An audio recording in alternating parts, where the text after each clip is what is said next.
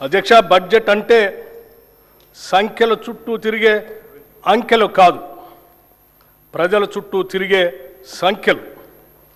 Budget ప్రజల జీవన స్థితిగతుల మార్పుకు దోహదపడే లెక్కలు. తెలంగాణ ప్రజల ఆశలు, ఆశయాలను నిజం చేసే సంకల్ప పత్రమే ఈ బడ్జెట్.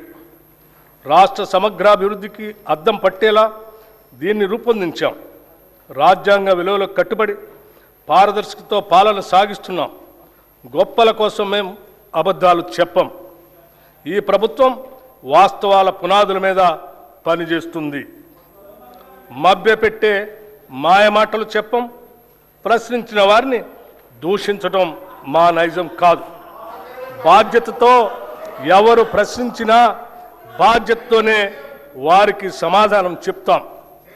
అది ప్రజల పట్ల, ప్రజాస్వామ్యం పట్ల మాకున్న చిత్తశుద్ధి.